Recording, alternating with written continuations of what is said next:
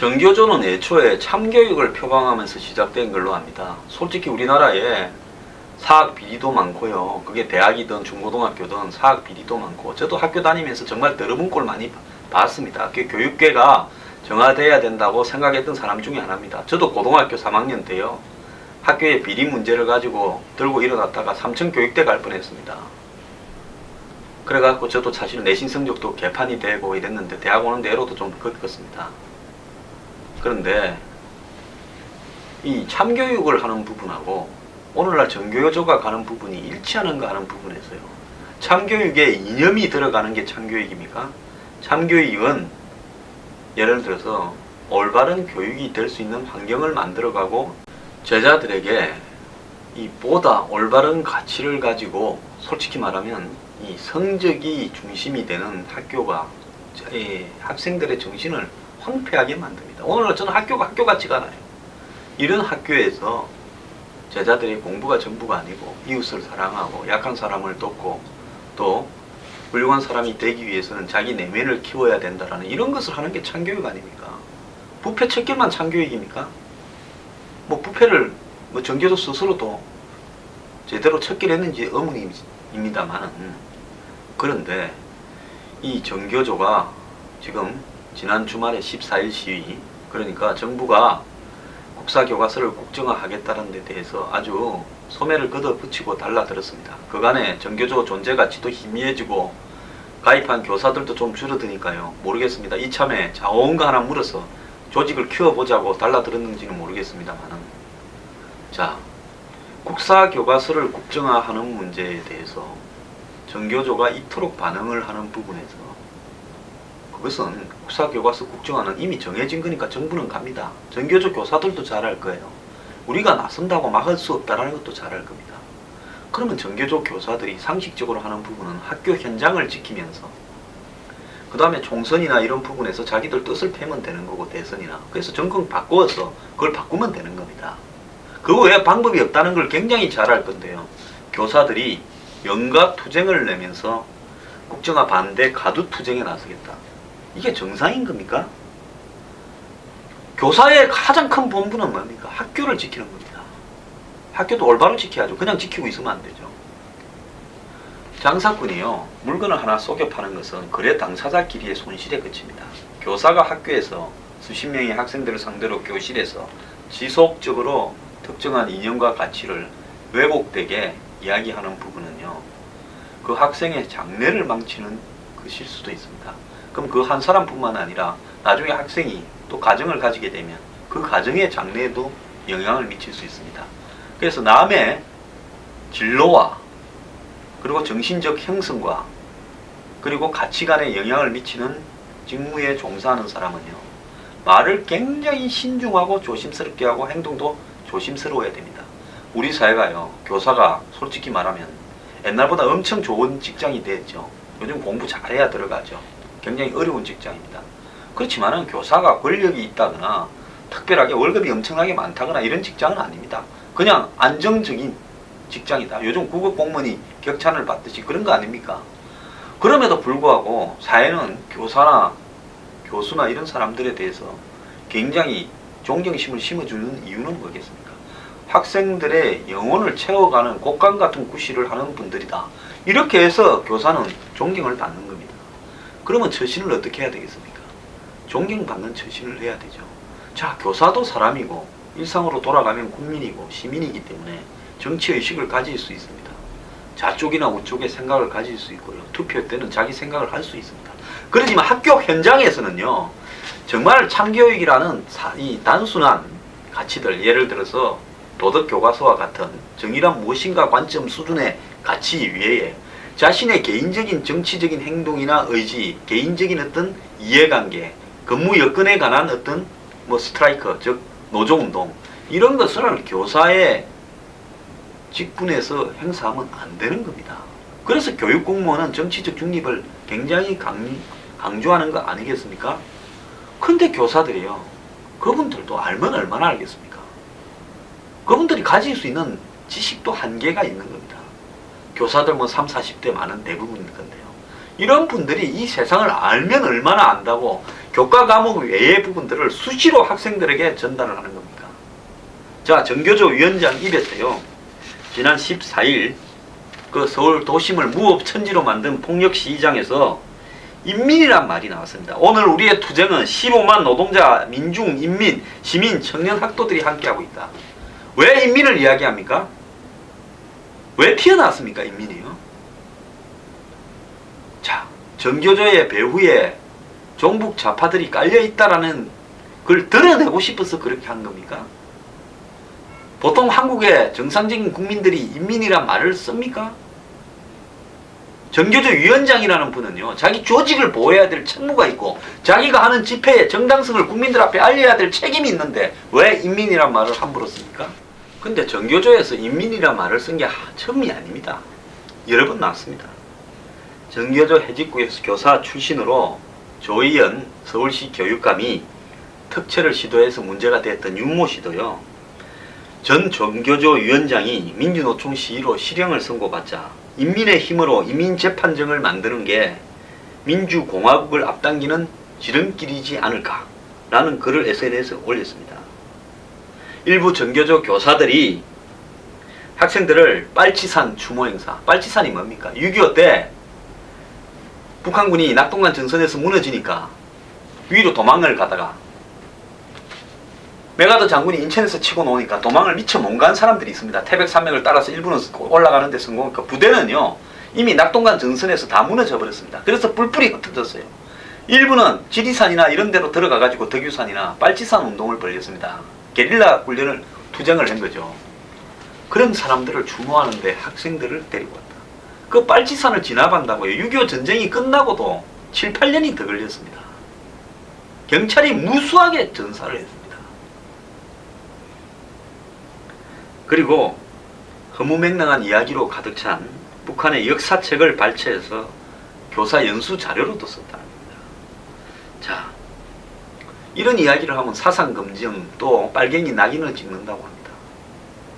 진짜 빨갱이면요, 빨갱이라 해야 빨갱이, 용감한 진정한 빨갱이입니다. 빨갱이 짓을 하면서요, 빨갱이 낙인을 찍는다고 하는 것은 정말로 찌질한 빨갱이입니다. 자, 정교조 이렇게 해서 되겠습니까? 국정화 반대 투쟁에 연가를 내가지고, 그러면 아들은 어떻게 됩니까? 정교조 교사들은 일체히 다 연가 투쟁을 내면 학교에 휴가 넣는다는 거 아닙니까? 연가라고 1년에 쓸 수 있는 휴가가 뭐 보름이나 이렇게 있지 않습니까? 그걸 써가지고 투쟁을 하겠다. 그래서 이 정교조는 지난 14일날 오후 2시부터 파이낸스 센터, 저 광화문 그 바로 앞에서 전국 교사 결의대회를 열었습니다. 그래서 이런 어떤 연가 투쟁을, 그때 교사들이 지방에서도 올라오려고 하면 뭐 연가를 내가지고 온 분들도 많습니다. 근데 이렇게 정교조라는 조직에 소속된 교사들이 연가를 내어서 서울에서 하는 집회에 전부 단체로 참가하고 하는 부분은요, 이것은 교육부가 제재를 해야 되는 겁니다. 근데 교육부도 웃겨요. 그날 정교조 위원장이 이민이라 말을 쓰는데 교육부의 간부 한 명이 또 그 현장에 가서 체증을 하거나 사진을 찍어서 왔던 교사들이 누군가 알아야 처벌을 할 거 아닙니까? 체증한 사진 한 장도 없다고 합니다. 오늘날 교육 현장이 이 꼴이 된 데는 정교조 탓만 할 것도 아닙니다. 저번에 국사교과서가 검인정한다면서도 그 꼴이 되어버린 거는 그건 교육부 관료들의 썩은 행태들도 문제가 있는 겁니다. 솔직히 말하면 정교조 꼴이나 교육부 관료들 꼴이 서로 비슷비슷합니다. 이런 상황에서 이 대한민국에요, 이 정교조 교사들 문제에 대해서 정부가 원칙대로 처리하지 않으면요, 자, 이 사람들 떼거지로 밀어붙이겠죠. 우리가 몇만 명인데 우리를 다 잘라라, 이렇게 나올 겁니다. 과거에 자기들은 자기 명단을 공개했던 조진혁 전 의원입니까? 이분에 대해서 소송을 걸어서 그분 아마 돈 굉장히 많이 물어내고 있을 거예요. 자, 자기들은 자신들의 권리를 다 활용해서 특정인을 괴롭히는데 이용을 했습니다. 그러면 자기들도요, 마찬가지로 법을 지키지 않았을 때는 그 대가를 치를 준비를 해야 되는 거죠. 그러지 않습니까? 저는요, 새누리당이 지금 당장 해야 될 일은 뭔가 하면, 정교조 활동을 하든 뭘 하든 그건 자유인데요, 교육 현장에서 정치적 선동을 하거나 왜곡된 편파적인 정치적 가치관을 이야기하거나 교과 내용과 관계없이 정치 이야기를 하는 사람은 좌우 진보 보수를 막론하고 바로 해직시키면서 형사처벌을 하는 법안을 제정해야 된다고 봅니다. 선진국에서는요, 어떤 가치든 교과서나 지침에 있는 것 외에 정치적 발언을 자신의 정치적 어떤 입장에 따라서 마음대로 교육 현장에서 할 수 없게 되어 있습니다. 그렇기 때문에 교사라는 부분이요, 사회적으로 존경을 받는 겁니다. 자, 새누리당이요, 저는 정말 잘못된 당이라고 봅니다. 이런 부분을 진작 법을 통과시키고요, 거기에서 반대한다면 밀어붙여서라도 해야죠. 그래서 그 과정에서 교육 현장이 얼마나 문제가 많은가에 대해서 국민들한테 알려야 될 거 아닙니까? 근데 이런 부분은요, 관심도 없습니다. 그러다 보니까 어떻게 됐습니까?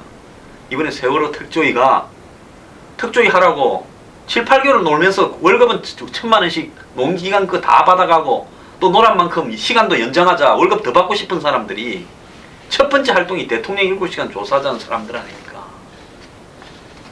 왜 이렇게 된 겁니까? 한마디로 용기 없는, 적당히 타협해주고 끌려다니는 이런 어떤 제도권 보수, 새누리당 의원들, 이 사람들 때문에 오늘날 사태가 이렇게 된 거예요. 정교조 문제예요. 교육 현장에서 편파적, 정치적 발언을 하는 사람에 대한 처벌 조항을 만들기 전에는요, 끝이 안 납니다.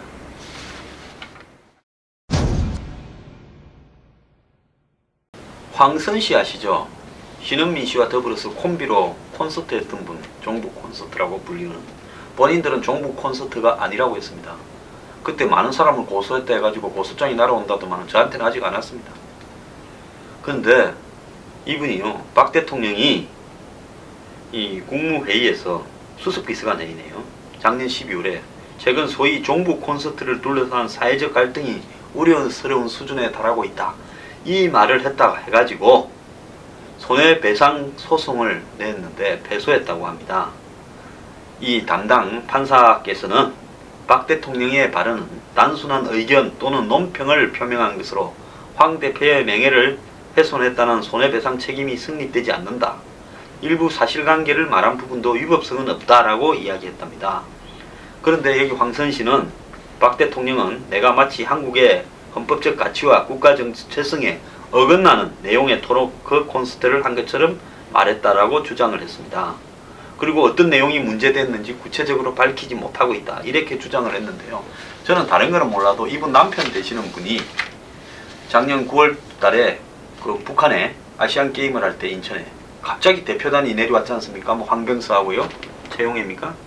그 앞에서 서서 박근혜는 우리가 책임진다고 했던 거는 정확하게 기억을 합니다.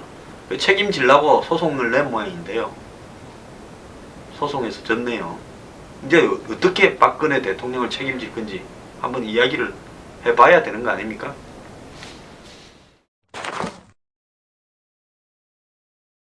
박원순 시장이 청년수당을 이야기해가 이제 문재인 대표를 끌어들여가지고 서로가 요즘 필요하니까 문안박 연대에서 한 명이라도 일단 가입시키려면, 그래서 문재인 대표가 청년수당을 당의 정책으로, 총선 정책으로 하겠다, 뭐 이야기도 했습니다. 화기애애한데요.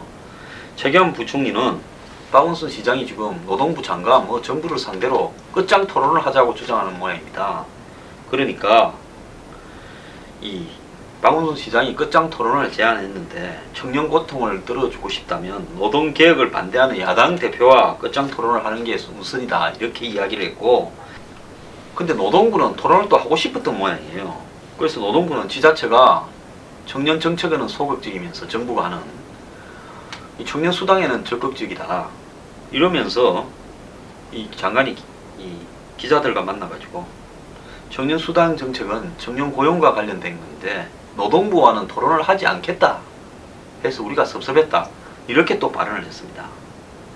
그래서 이 정부의 부총리나 장관들이 여기서 박원순 시장의 청년 수당 정책에 대해서 지금 상당히 섭섭하거나 이의를 가지고 있는데요. 그러면 박원순 시장은 이 부분에 대해서 예를 들어서 이 정부와 고용노동부와 다 반대하는데 자기가 관철시키겠다면 그 예산은 그 얼마입니까? 한 500억 되지 않습니까? 그것이 이 5년 동안인가요? 그럼 그 예산은 다 어디서 나오는 건지, 뭔 돈으로 할 건지 굉장히 궁금한데요. 자, 지자체 단체장이 됐다고 해서 자기 마음대로 원하는 사람들에게 돈을 하나 줄 수 있는 것은 아닙니다. 서울시의 재정 자립도가 100%가 아니고 중앙정부에서 지원을 한 20% 정도 이상 받을 겁니다. 그렇다면 중앙정부를 설득하고요. 그 설득이 안 되면 설득이 될 때까지 노력을 하고 기다리는 게 필요하지 않겠습니까? 그냥 발표해버리고 자기 나름대로 한 500억 써버릴 수 있는 겁니까? 그렇다면 지자체 단체장이 대통령보다 더 나은 자리네요. 자, 이 청년수당 문제 이런 식으로 돈 주게 하는 거 이번에 버릇을 끝까지 고쳐야 되고, 중앙정부는 박원순 시장이 만약에 청년수당을 끝까지 밀어붙이면 중앙정부에는 그 돈만큼은 서울시에 못 주겠다고 서울시에 주는 중앙정부의 교부금을 줄여야 됩니다. 최재성 의원 친노죠. 최근에 문안박 연대 부분이나 또 안철수 의원이 문재인 대표의 여러가지 부분에 대해서 비판적이고, 또 문안박 연대 부분에 대해서 좀 소극적인 데 대해서 안 전 대표가 과한 혼수를 요구해서는 안 된다, 이래 발언을 했습니다. 그랬다가 문제가 되니까 사과를 했는데요. 안 의원 측은 사과보다는 혁신에 대한 인식을 제대로 하기를 바란다. 그리고 안 전 대표 관계자는 혁신에 대해서 직책이나 자리를 나누는 것은 혁신이 아니다 라는 점을 분명히 했다는 겁니다. 그래서 사과를 하려면 표현을 잘못했다라고 이야기할 게 아니라 인식이 잘못된 부분에 대해서 원천적으로 사과를 해야 된다, 이렇게 이야기했는데요. 오래간만에 안 의원 맞는 소리 했습니다. 저는 잘한 건 잘했답니다. 저하고 안 의원하고 과거에 여러가지 일이 좀 있었습니다만은, 그래서 자꾸 말장난을, 어제도 제가 말장난을 하지 말아야겠지 않습니까? 세종에는 지금 말장난의 천국이 되어가고 있습니다. 하루살이 용 말들이 난무하고 있습니다. 그래서 말장난을 할 게 아니라요, 문, 안, 박 연대를 한다고 하면 문, 안, 박 연대의 핵심이 뭐냐, 공동으로 책임지겠다면 대표 자리만 상징적으로 공동대표냐, 아니면 공천을 어떻게 하겠다는 거냐, 또 서로가 다른 혁신안을 내놓고 있는데 안철수 의원이 이야기하는 혁신안에 대해서 문재인 대표는 받겠다는 거냐 말겠다는 거냐, 이런 거를 이야기한 다음에 가게를 차리든지 공동 가게를 차리든지 해야 될 거 아닙니까? 가게를 차린다면서 서로 얼마씩 지분을 투자하고, 예를 들어서 내 주장에 대해서 니는 어떻게 하고, 서로 가게를 운영하는 방법에 대해서 이견이 있을 거 아닙니까? 마케팅 전략도 다를 거고요. 그러면 그런 세부적인 디테일을 갖다가 합의를 보고 동업을 해도 동업을 하는 것이 정상인데, 하물며 이런 조그만 가게를 할 때도 이럴 건데 정치를 예를 들어서 동업을 하자면서 그 내용에 대해서는 이야기하지 않은 채 말장난으로 동업이 되겠습니까? 좀 이상합니다, 하는 게요.